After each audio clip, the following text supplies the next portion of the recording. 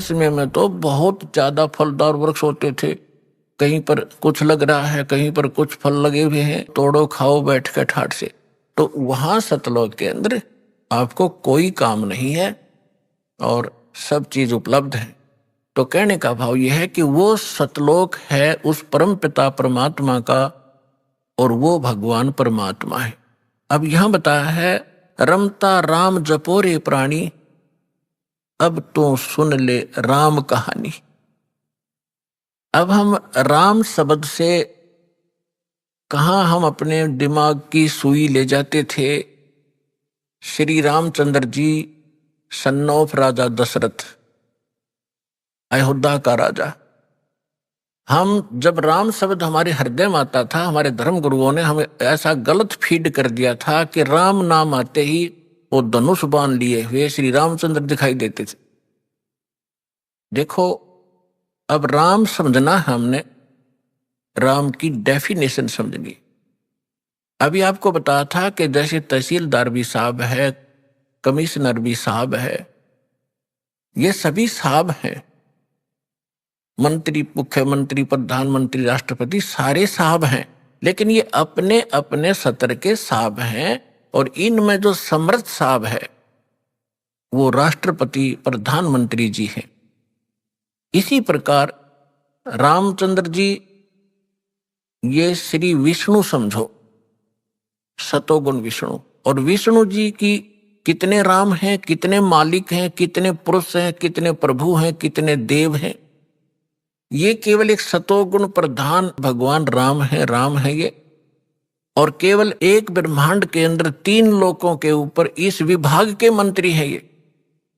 सतोगुण विभाग के मिनिस्टर हैं पृथ्वी लोक पर, स्वर्ग लोक पर और नीचे पाताल लोक पर। केवल 3 लोकों पर अपने इस विभाग के ये स्वामी हैं, राम हैं। ब्रह्मा जी रजोगुण विभाग के मंत्री हैं, मिनिस्टर हैं, और ये भी इन्हीं 3 लोकों के ऊपर स्वामी हैं, राम हैं, मालिक हैं, पुरुष हैं, प्रभु हैं। और शंकर भगवान तमोगुण विभाग के मिनिस्टर हैं। इसी प्रकार इन 3 लोकों पर इनके जो पिता हैं सरपुरुष ब्रह्म ज्योत स्वरूपी निरंजन, इसके 21 ब्रह्मांड हैं। एक ब्रह्मांड समझो एक प्रांत है, और ये प्रत्येक प्रांत में मुख्यमंत्री का, चीफ मिनिस्टर का रोल करता है। अपने 3 पुत्रों को ये मंत्री बनाकर रखता है। मुख्यमंत्री, मुख्य मीन यहाँ वाला मुख्यमंत्री नहीं, यानी अन्य से जैसे देव और भी हैं, जैसे जल का देवता वरुण है और धन का देवता कुबेर है, ऐसे ये अलग अलग जो और देवता हैं, जैसे सूर्य प्रकाश स्रोत का देवता भगवान प्रभु सूर्य है। सूर्य ये आग का गोला नहीं है, एक देव है जो इन प्रकाश स्रोतों का स्वामी है। जैसे बिजली मंत्री होता है, बिजली मंत्री, विद्युत मंत्री वो कोई पत्थर का नहीं होता, या कोई वो बिजली चमकती हुई नहीं होता, वो एक इंसान होता है, उसके कंट्रोल में बिजली विभाग होता है। इसी प्रकार सूर्य देव ये नहीं है जो सूर्य चमक रहा है, इनके ऊपर कंट्रोलर है सभी सूर्यों पर। इस ब्रह्मांड के अंदर भी कई सूर्य हैं, एक नहीं। और ऐसे ऐसे बहुत से और भी प्रकाश स्रोत हैं चंद्रमा की तरह, तो उन सब का कंट्रोलर वो है। ऐसे तो कहने का भाव ये है कि ये केवल 21 ब्रह्मांड का स्वामी है सरपुरुष। और अक्षर पुरुष 7 संग ब्रह्मांड का राम है, 7 संग ब्रह्मांड का। और परम अक्षर ब्रह्म, पूर्ण परमात्मा, उत्तम पुरुष है तू अन्य, वो कबीर देव जो है परम अक्षर ब्रह्म, वो असंख्य ब्रह्मांड का राम है, मालिक है, स्वामी है। तो अब क्या बताते हैं, रमता राम जपो रे प्राणी, अब तो सुन ले राम कहानी। कछ मछ कूरम ना होते, धौल धरनी नहीं ध्यानी। चंद सूरज 2 दीपक ना थे पवन और पानी। भाई कछ मछ ये कूरम ना होते, धौल धरनी नहीं ध्यानी। चंद सूरज दो दीपक ना थे, नहीं थे पवन और पानी। ब्रह्मा विष्णु महेश नहीं होते, नहीं लक्ष्मी नहीं गौरज रानी। सावत्री नहीं सनकादिक तब होते अलख बिनानी। पुणात्मा दास जी अभी आपको बताया था कि परमात्मा अच्छी आत्माओं को मिलते हैं, ये उनका विधान है,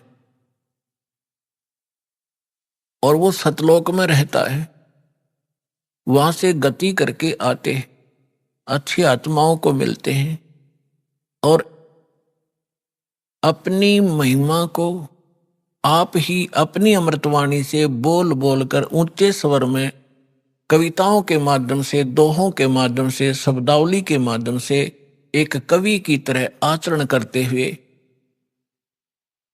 वो अपना ज्ञान प्रचार करते हैं, और उनसे प्राप्त ज्ञान को संत भी उसी प्रकार उस परमात्मा की महिमा को सुनाया करते हैं। तो परमात्मा कहते हैं, चारों युग में मेरे संत पुकारे, कोक कहा हम हेल रे। हीरे माणिक मोती बरसे, ये जग चुगता ढेल रे। परमात्मा स्वयं आकर बता के गए थे 600 वर्ष पहले अपनी अमृतवाणी में, कबीर वाणी में, कि चारों युग में हम आते हैं और अपनी प्यारी आत्माओं को ये यथार्थ ज्ञान सुनाते हैं, और वो मुझसे प्राप्त ज्ञान को, मुझसे परिचित महापुरुष भी मेरे संत इसी ज्ञान का आगे प्रचार करते हैं। ढोल के डंके पे जगह जगह जाकर सत्संग करते हैं। तो क्या बताते हैं, चारों युग में परमात्मा आते हैं। सतयुग में सत सुकृत कह टेरा, त्रेता नाम मुनिंदर मेरा। द्वापर में करुणा में कहाया, कलयुग नाम कबीर धराया। चारों युग में मेरे संत पुकारे, कोक कहा हम हेल रे। हीरे माणिक मोती बरसे, यो जग चुगता ढेल रे।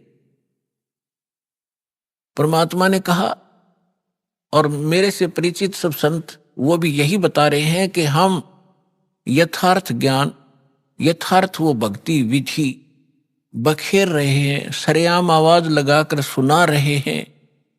आप हमारे इस ज्ञान को ना सुनकर जो हम सत साधना रूपी और सत ज्ञान रूपी हीरे और मोती आपके ऊपर बरसा रहे हैं, आपके सामने डाल रहे हैं, आप ठुकरा कर चल देते हो, और आप आन उपासना करते हो अन्य देवताओं की, जो शास्त्र विधि को त्याग कर मनमाना आचरण है, जिसके विषय में श्रीमद् भगवत गीता अध्याय नंबर 16 के श्लोक 23 और 24 में कहा गया है कि शास्त्र विधि को त्याग कर जो मनमाना आचरण करते हैं अर्जुन, उनको न तो कोई सुख होता है, न उनकी सिद्धि होती है, और न ही उसको कोई गति होती है। व्यर्थ, यूजलेस।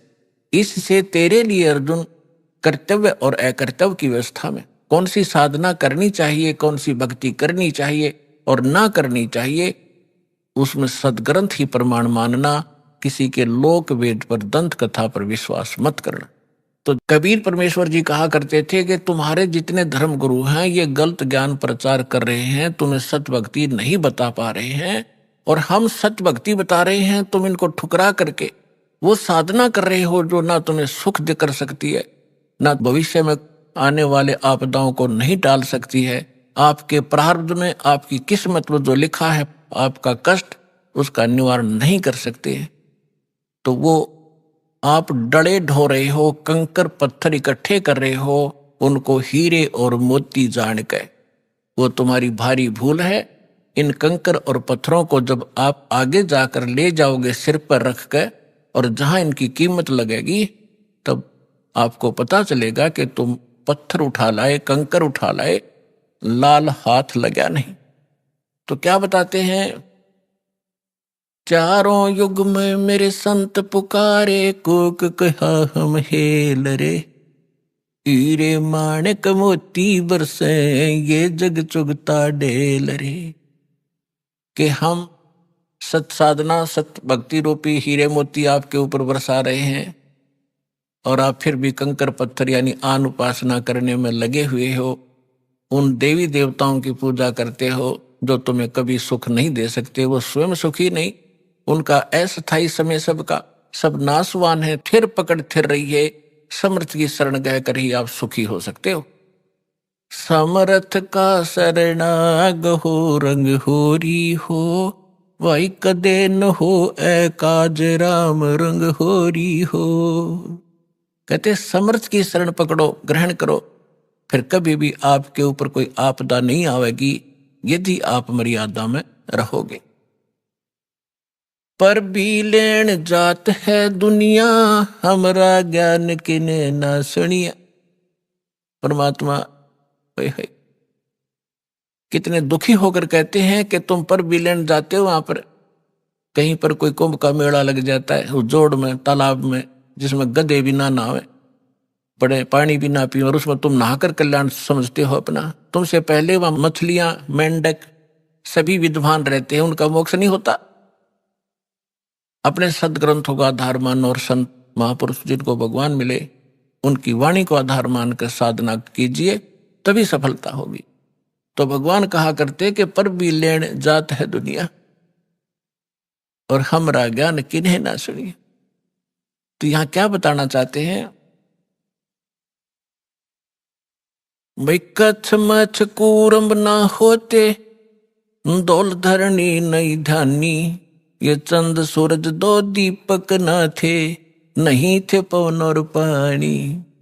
ब्रह्मा विष्णु महेश न होते, नहीं लक्ष्मी गौरज रानी, सावतरी नहीं सनकादिक तब होते अलख बिनानी। अब आदरणीय गरीबदास साहिब जी कह रहे हैं परमात्मा से प्राप्त उस यथार्थ ज्ञान के आधार से कि पहले सबसे पहले कुछ भी नहीं था, केवल एक परमात्मा था। और यही हमारे वेद बताते हैं, और यही वो महापुरुष बताते हैं, और यही परमात्मा स्वयं आकर ज्ञान देते हैं। हम ही अलख अला हैं कुतुब गोस और पीरे, गरीबदास खालिक धनी हमरा नाम कबीरे। ए स्वामी सृष्टा में सृष्टि हमारे तीरे, दास गरीब अधर बसों अवगत सत्य कबीर। परमात्मा ने स्वयं भी अपनी महिमा बताने की चेष्टा की, पर हम बालक इतने हैं, हम परमात्मा को पहचान नहीं सके, क्योंकि हम बाल बुद्धि बना दिए इन अज्ञानी संतों, महंतों, मंडलेश्वरों ने, गुरुओं ने। अपनात्माओं, सबसे पहले भगवान ने आपको शिक्षित किया और फिर इस ज्ञान को आप तक पहुंचाया।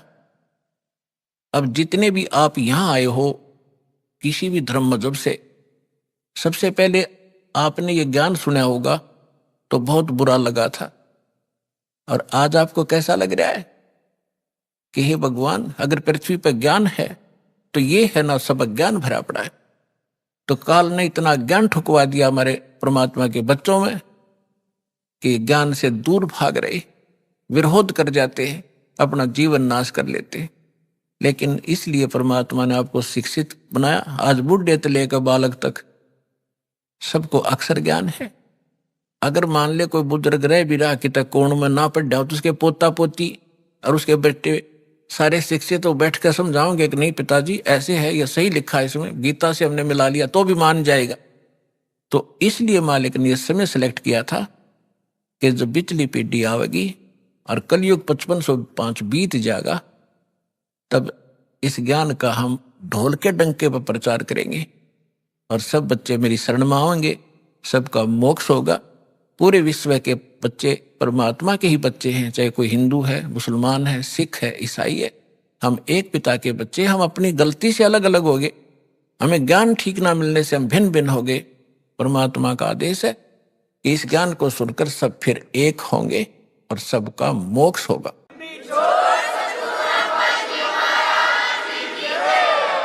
अपने आत्माओं, आपको कथा सुनाते हैं जैसे परमात्मा की महिमा वेदों में लिखी है। और वैसे तो पूरा विश्व वेदों के ज्ञान को नकारा नहीं करते, केवल एक पंथ है और उस पंथ की जो ब्रांचें हैं वो ही अपनी मंदबुद्धि के कारण ये कहते हैं कि हम वेदों और गीता को नहीं मानते। हमारे गुरुओं का ज्ञान तो वेदों और गीता से ऊपर का है। जब दास ने उस पंथ के यानी राधा स्वामी पंथ के प्रवर्तक श्री शिवदयाल जी महाराज, आगरा के रहने वाले, जो जिसे राधा स्वामी पंथ चला बताते हैं, जो इनका प्रमुख है, उसका ज्ञान पढ़ा और फिर वेदों से देखा, संतों की महापुरुषों की वाणी से देखा, उसने कख भी पता नहीं अध्यात्म मार्ग का। और उसके अनुयायी नु कहते हम तो वेदों को और गीता को नहीं मानते, हमारा ज्ञान तो इससे ऊपर का है। उसकी झलक आपको कई बार दिखा रखी है, फिर दिखाऊंगा। उन्हें सतनाम का पता नहीं, सतलोक का पता नहीं वो कैसा है और वहां क्या सतिथि है, खाक है उनके पास ज्ञान। और इनमें से राधा स्वामी पंथ से ही कौन से पंथ निकले हैं? धन धन सतगुरु सच्चा सौदा सिरसा और जगमाल वाली, और दनौद के अंदर ताराचंद, जय गुरुदेव मथुरा में, ठाकुर जी एक हुए हैं वो राधा स्वामी के ही, और दिल्ली के अंदर सावन कृपाल मिशन, और भी नरे बहुत गने इनके पंथ। ये सारे समझो उसी कुएं का जल है जिसमें खारा पानी है, यो जल है, ये समझो। यानी उनका ज्ञान गलत है। विश्व में कोई भी किसी भी मजहब का आदमी वेदों और गीता को नकारता नहीं, सब मानते। विशेषकर हिंदू धर्म तो मानता ही मानता है। तो दास आप ये समझाना चाहेगा कि जब वेदों में जो ज्ञान लिखा है, परमात्मा कैसा है, कहाँ रहता है, कौन है, कैसे मिलता है, तो फिर कम से कम हिंदू समाज ने पढ़े लिखे हो, एजुकेटेड हो, कोई बालक नहीं बतेरे दिन बह कालिए न हमारे को, तो आपने तो मानना ही पड़ेगा कि जो वेदों में परमात्मा की डेफिनेशन लिखी है, परमात्मा की महिमा लिखी है, उसकी परिभाषा लिखी है, वो सत्य है। तो वो किसके ऊपर खरी उतरती है? बस 2 मिनट में फैसला हो जाएगा। हु इज गॉड, कौन है वो परमात्मा जिसके विषय में वेद गुण गाते हैं? ऋग्वेद मंडल नंबर 9 सूक्त 86 86 का मंत्र 26 और 27 में, ऋग्वेद मंडल नंबर 9 सूक्त 82 82 का 1 2 3 में, ऋग्वेद मंडल नंबर 9 सूक्त 54 मंत्र 3 में, ऋग्वेद मंडल नंबर 9 सूक्त 20 मंत्र 1 में, ऋग्वेद मंडल नंबर 9 सूक्त 1 मंत्र 8 और 9 में, ऋग्वेद मंडल नंबर 9 सूक्त 96 96 के 16 से 20 में, ऋग्वेद मंडल नंबर 9 सूक्त 94 के मंत्र 1 में, ऋग्वेद मंडल नंबर 9 सूक्त 95 के मंत्र नंबर 2 में, और भी अनेकों स्थानों पर। इसमें क्या लिखा है कि वो कबीर देव, कबीर साहब, कबीर भगवान वो ऊपर सतलोक में, अमरलोक के तीसरे भाग में वहां बैठा है। सभी ब्रह्मांडों के ऊपर, सर्वभुवनो उपरि तिष्ठति, सभी ब्रह्मांडों के सभी भवनों के ऊपर विराजमान है। और वो सिंहासन पर बैठा है जैसे राजा होते, राजा बैठते, राजा के समान है देखने में, मनुष्य सदृश है। और वहां से गति करके आता है। अच्छी आत्मा जो नेक दृढ़ भक्त होते हैं उनको मिलता है, उनको तत्व ज्ञान से परिचित कराता है। और वो परमात्मा एक कवियों की तरह आचरण करता हुआ एक प्रसिद्ध कवि की भी उपाधि प्राप्त करता है। और स्थान स्थान पर जाकर ऊंचे स्वर में गरज गरज कर अपनी वाणी को स्वयं ही कहीं खड़ा होकर के बोलने लग जाता है। और अपनी महिमा की वाणी को लोकोक्तियों के माध्यम से, दोहों के माध्यम से, शब्दों के माध्यम से, वाणी के माध्यम से वो बोल बोल कर गा के सुनाता है। जिस कारण से एक प्रसिद्ध कवियों में से भी एक प्रसिद्ध कवि कहलाता है। लेकिन वो भगवान होता है, वो समर्थ होता है। तो ये क्वालिटी किसके अंदर है? ये तो वेदों ने बताया। और फिर के भगवान मनुष्य सदृश है, वहां से चलकर आया, तख्त पर बैठा है, सिंहासन पर बैठा है। और जिन महापुरुषों के दास ने नाम गिनाए, एक बार फिर नाम गिनाता हूं, क्योंकि ऐसे महापुरुषों के बार बार नाम लेने से भी हमारी आत्मा शुद्ध होती है। आदरणीय ध्रुवदास साहिब जी, आदरणीय मुल्कदास साहिब जी, आदरणीय नानक देव साहिब जी, आदरणीय दादू साहिब जी, आदरणीय गरीबदास साहिब जी, गांव छुड़ानी, जिला जज्जर हरियाणा वाले, आदरणीय घीसा दास साहिब जी, आदरणीय स्वामी रामानंद जी काशी वाले। अपनात्मा दास जिन महापुरुषों के नाम गिना रहा है, आप ये ना समझना कि जहां ये रहा करते वहां बड़ी भक्ति होगी, वहां कख नहीं किसी के पास। कई भक्त इस भूल में धक्के खान चले गए, वहां कोई छुड़ानी चला गया, और उनका जब देखा हाल फिर आया वापस। तो पुण्यात्मा, क्योंकि हम पहले या भटक चुके हो, अब बार बार ना भटकना, इसलिए दास आपको आगाह करता है। ये संत महापुरुष खड़े हुए, लेकिन वो भी उस महापुरुषों के इस ज्ञान से परिचित नहीं है। तो इन महापुरुषों ने फिर यही बताया। क्या बताया? जैसे नानक साहब ने कहा, धर्मदास जी ने तो कल में तोड़ रखी है, पूरा कबीर सागर लिख रखा है भगवान कबीर साहब के बारे में कि ये पूर्ण परमात्मा है। मैंने सचखंड में जाकर देखा, वहां सिंहासन पर विराजमान थे, बड़ा तेजोमय शरीर था इन्हीं का। फिर वही मुझे फिर यहाँ मथुरा में मिले दोबारा आकर के, लेकिन यहाँ उनका तेज इतना नहीं था जितना सतलोक में था। तो ये भी गरीबदास साहिब जी कहते हैं कि तेज पुंज अन्य दे धरकर इस विध हमको बैठी, हल्का तेज पुंज का शरीर बनाकर वो यही वेद बताते हैं कि वो अपने शरीर को सरल करके वो परमात्मा यहाँ प्रकट होता है, आता है, अच्छी आत्माओं को मिलता है।